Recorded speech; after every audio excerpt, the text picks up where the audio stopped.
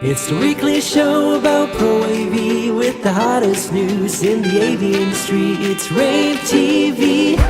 Give it up for Steph and Gary. Steph and Gary.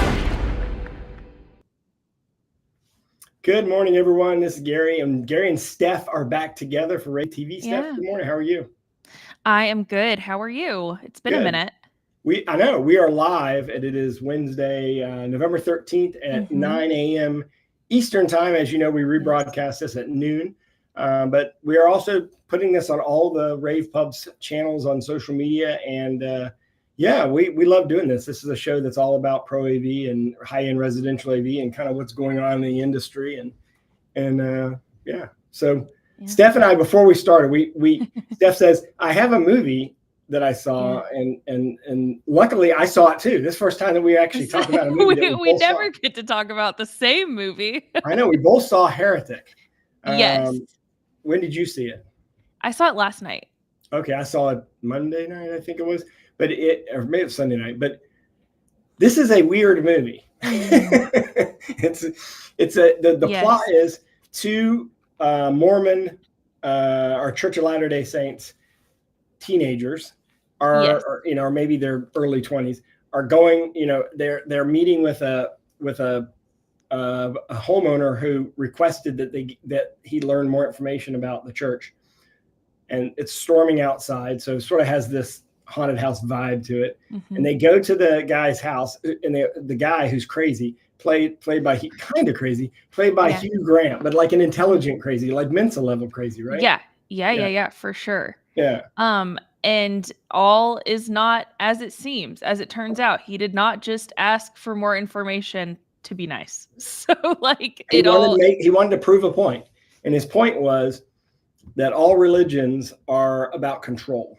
Yeah. That's sort of like the theme. Which duh. Which I don't want to give away too much of the theme, because that word control is a key thing. Yes.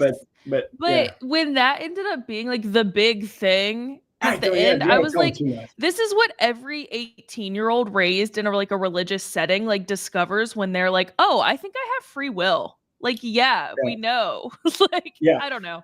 So it was a very, very good movie. It's definitely, I looked on Rotten Tomatoes, I think it's 93, 94%. It's very well done. It is well done. I just don't agree. I just think that the story could have been a little better. I think that the climax was a little weak, but the rest of it, I thought the build to it was awesome. That's true. Yeah. It was not what I thought it was going to be at all. Not at all. Not at all. There's only really 3 characters in the entire movie. Yeah. But it is the dialogue, as Steph pointed out earlier, before we started, the dialogue, the script writing was phenomenal. Yeah. Very well done. Definitely a movie worth seeing if you like scary-ish movies. Like a thriller. I'd say thriller, but also an intellectual thriller is probably the best way to describe it. So it's definitely one that you can't go to the bathroom in, because you're going to miss some dialogue that's going to be key to you figuring things out.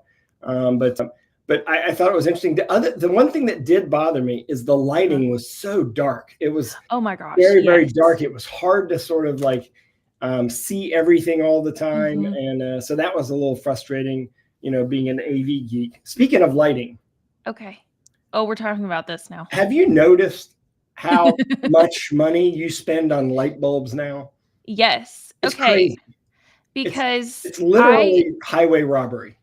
Yes, because in my current apartment, which I am moving, but my current apartment makes me pay for the light bulbs in my light fixtures.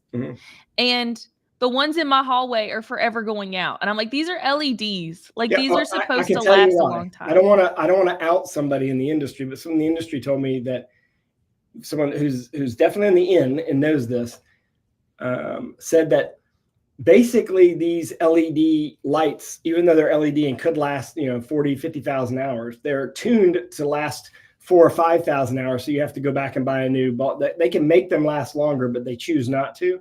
So instead of you buying a light bulb, every couple of years for $1.50, $2, now you're paying $12 to $15 for a light bulb, thinking that you're getting a better bulb because you're getting LED. Now you are getting theoretically Wi-Fi control sometimes, or you're getting the ability to dim it.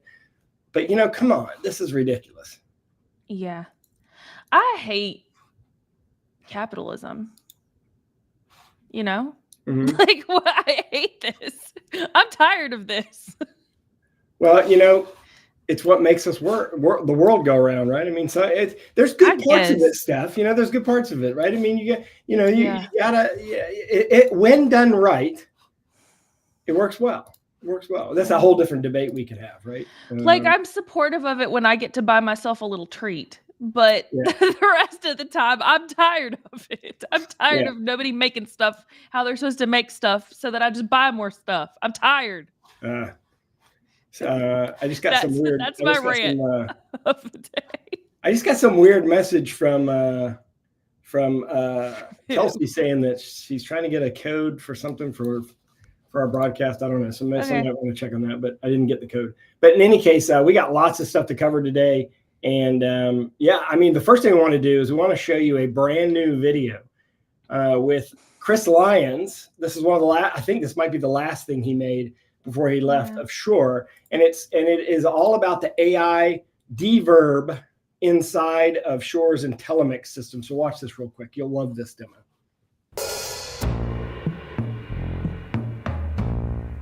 Oh, hi. I'm Chris Lyons. You might remember me from such classic videos as Denoiser or how to set up Microflex Complete Wireless. Today, we're talking about this. A lot of meeting rooms make you sound like this. The reason is reflected sound. Hard surfaces, like a glass wall, reflect sound waves, while soft surfaces absorb them. Reflections make the room sound hollow, like people are in a can or a barrel. IntelliMix Room DSP software has a feature called AI Deverb. It removes the reflections while preserving the speech. From my understanding, the engineers de-interlaced the dynamic range of the dropped packets. That's how I would have done it. For instance, this is how I might sound in a small room with some reflective surfaces. You can hear that the reflections are causing a little bit of hollowness. But now we have AI Deverb turned on. The reflections and the hollowness aren't as noticeable anymore. Now this is what I might sound like in a bigger room with more reverberation. It sounds pretty hollow in here. But now we'll turn on AI Deverb, which gets rid of the hollowness while making me sound more intelligible. It's almost like we got rid of the glass walls and put up some nice shag carpeting to dampen all the reflections.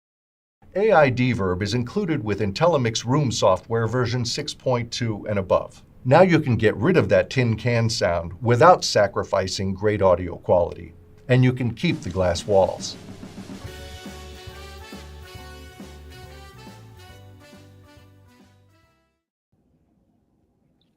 Okay, so let's jump in here. The first thing I would like to remind the people watching is to please fill out our temperature check survey. We do this every month, and this month we are focusing on audio. We just had our audio symposium yesterday, and just November is our big audio month. So we would love for you to tell us what audio formats that you find most suitable for the immersive experiences you might be speccing in live events, and a couple other questions too. It's literally just 3. They are all multiple choice, so it should take you about 2 minutes to answer it. And just for answering, we are picking 2 random respondents to win $50 Amazon gift cards just in time for Black Friday so that you guys can get on Amazon and get what you need to get. All right, so you did the other day an interview with Kramer about their new pricing strategy. If you may recall, Kramer announced that they reduced the prices anywhere from 25 to 30% depending on the product category, and I think they're trying to set a new sort of price standard for that segment of the market.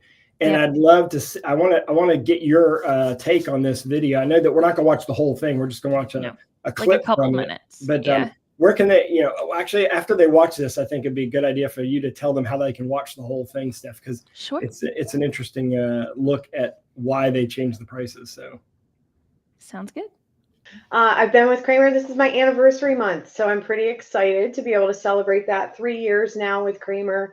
Really dedicated to building business and business development. When I came on board, I was focused on education, K-12 through higher ed. So it's been really fun to come back into that realm. I took a little hiatus overseas and came back into the AV realm pretty strong and excited to celebrate with my higher ed and K-12 customers, come back, be able to support them and offer them a product line I feel very good about and excited to talk to you about today.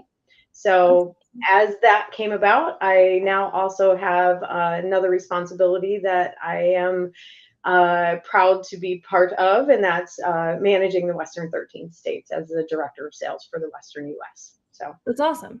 That's awesome. So the point of this, the whole reason you're here, not just because you just like wanted to talk to me. So we got a press release from Kramer in September, and it was all about this new revised pricing structure. And I was like, wait, what are they doing? What's going on? So first, let me just ask you, why did Kramer decide to reduce the prices like across, I think, the whole product portfolio, right? Pretty much, yeah. And thanks for noticing. We're pretty excited to actually be able to share that and be able to provide that. We did have a major price reduction, which was good. It was, I want to say, across the board, but there might have been one or two SKUs that it may not have hit, but we have thousands. And so I'm sure that every customer who is loyal to Kramer or new to Kramer coming on board will be satisfied by what their pricing looks like now.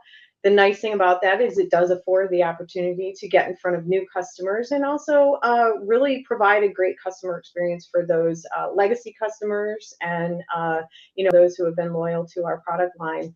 And it is vast. So we're excited to talk about all of those areas that it can be helpful to all of our customers and resellers. All right. So if you want to watch that whole interview, Steph, where do we watch it? You can go to ravepubs.com and you can filter down podcasts. And this is actually an episode of what is ordinarily Gary's Rants and Raves podcast. I just took it over for an episode. So that's okay. I love it when definitely go and check it out. I had a really good time talking to her. And I think I made a new friend in the industry, which is also just something lovely that happens sometimes. Excellent. Okay. So Logitech introduced a new, interestingly enough, an auto booking system. And I really had to look into this to understand really what it was without just writing up the press release and turning it into an article. Basically, as you know, most of us use calendaring programs to book meetings. And if you're using those same calendaring programs, which are built into Teams and Zoom and have that connectivity to Exchange or whatever calendaring program you're using to book a room, it can automatically, when the person finishes the meeting, it can actually free the room up so people know that the room is available. So let's say you book a room for an hour, but you only spend 20 minutes in the room. It'll automatically free the room once it knows the meeting is over, right? So it sees the owner of the meeting and where they went. But it can also auto book a room and tell you what is available if you want to book a room, if you need to have a meeting at a specific time. This is really, Steph, designed for larger companies that have lots of people booking rooms and lots of meeting rooms to book. It's really designed for a very large organization, like an entire university campus or an entire corporation that has, multiple offices and multiple meeting spaces. But they've simplified it and automated it so that, especially the biggest thing here is when rooms are abandoned, right? The meeting is canceled, but the room is still booked. It takes care of that. So that I think for big companies is awesome. You can learn more about that at ravepubs.com. Awesome. Thank you. Well, another one of our sponsors and partners is Legrand AV. They've been with us since the very beginning. Gary and I love them a lot. And this week we wanted to remind all of you to go and check out C2G, which is one of their brands. It's their bulk category cable. So this is TAA compliant. It is a choice for custom length horizontal network cable runs. It is, of course, in compliance with 568.2D standards. It's also very easy to work with.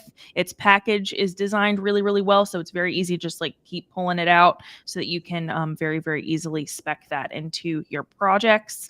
And it also meets ANSI TIA standards as well. So they've got it in Cat 5e, Cat 6 or Cat 6A, packaged in 1,000 feet spools in multiple colors, jacket ratings, and cable shields. So if you want to check that out, you can scan the QR code. We've got a brochure about it as well as Legrand's page about it on their website.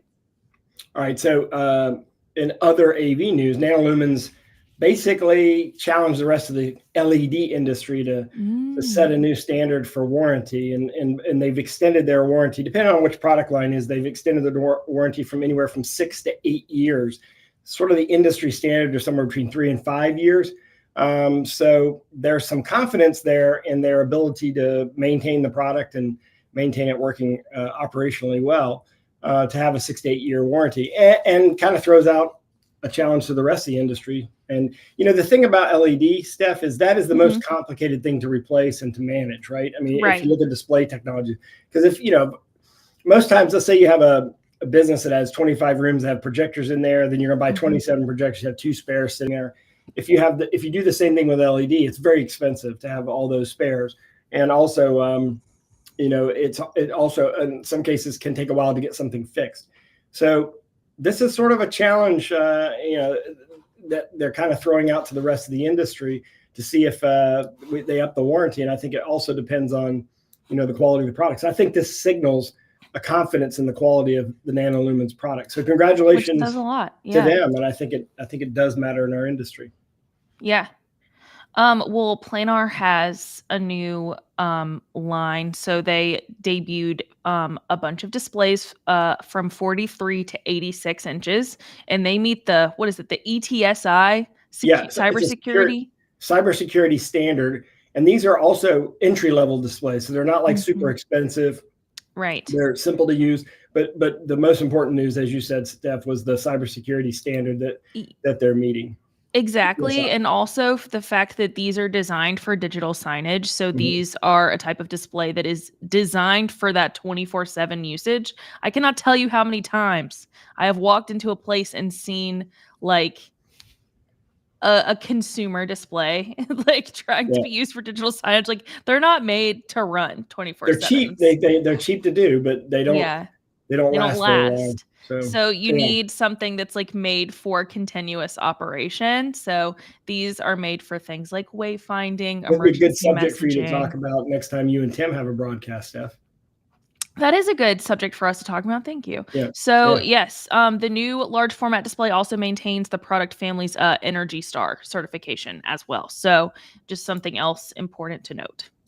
So Extron introduced and is already shipping a new 2-gang wall plate. It's interesting because it's a Decora style wall plate, as you can see there on screen, but it has both HDMI and USB-C input as well as audio if you need to use that, and it works with their DTP processors.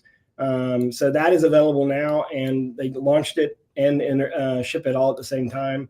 And of course, the DTP is their most popular sort of presentation switcher series of products. So yeah, very cool. Well, next up we have a very quick spot from our other sponsor and partner, rAVe, and we're going to roll that real quick. All right. Tickets sold out. The best seats in the household. Well, in my house.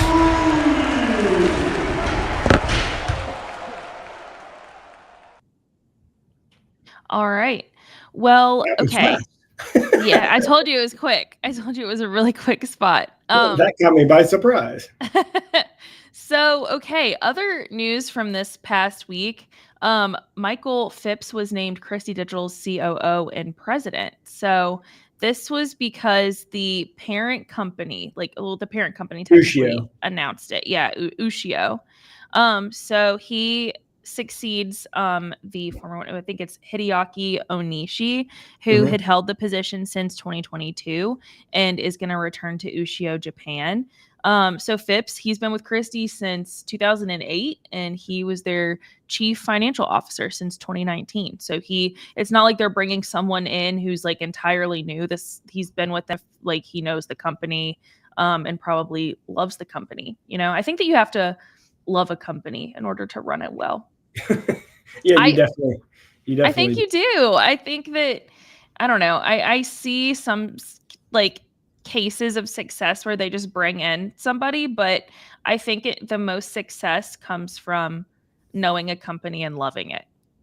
Agreed.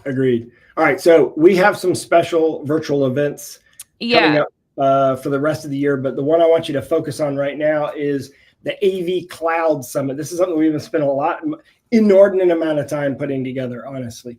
It's going to be today at noon. It's going to last about an hour and a half, but you can earn CTSRUs for it. But here's the deal: we're going to have some powerhouses on this to talk about where the future of the industry is going with regard to the cloud. So if you're curious about how the cloud might affect the AV industry, I think we have a great set of guests that are going to be on this. Eric Snyder from CTI is going to be there. Pam Huppel, who's the new president of Legrand AV, is going to be part of this.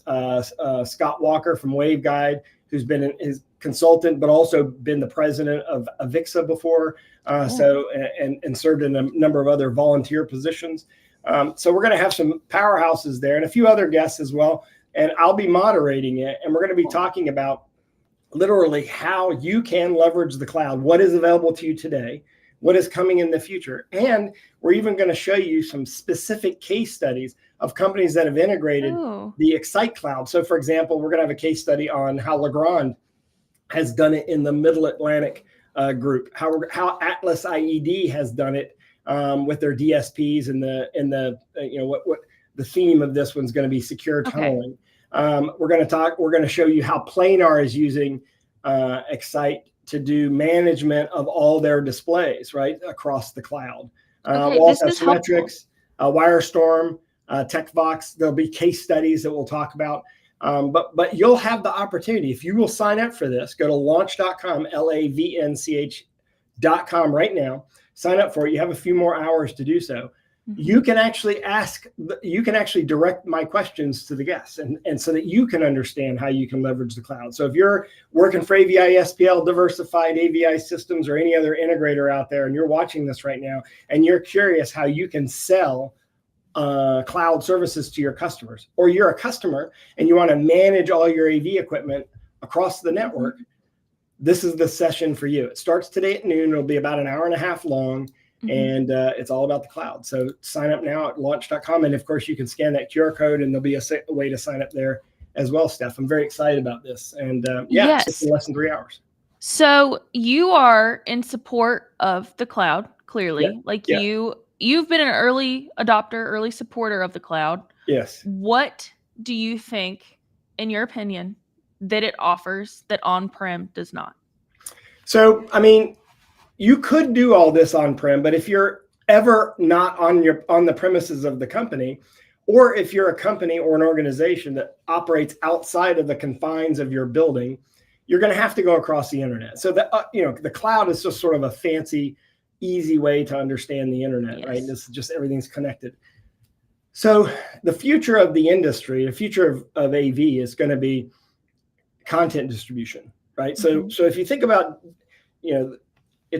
if we look forward 5 and 10 years from now, we already have a path to how everything's going to run in our industry. If you look at digital signage, that's how it's going to be. So the way that digital signage works is there's a decoder, or there's an encoder and a decoder connected to everything. So there's some kind of encoder coming from your computer or whatever device is going to be driving the source. Now that encoder could actually be built into the computer. So for example, the new M4 chips from Apple and the new Intel chips both have video encoders built inside of them. So they have the ability to send that content across the network. On the receiving end, on digital signage network, there's a decoder known as a media player that just outputs it to whatever the monitor accepts. In the future, there might very well be network ports directly into the monitors that receive the content and just play the content. But you have to have some kind of user interface to drive that content. So if you kind of look at the way the digital signage market is now, I can imagine the classroom is going to be that way. Instead of having a whole bunch of AV gear in the classroom, imagine there's just a signage player in the ceiling where the projectors are, and you're receiving the content that way. And then the audio is wirelessly streamed to everything in the room across Dante or AS. There's a number of standards out there, right? AS. Right.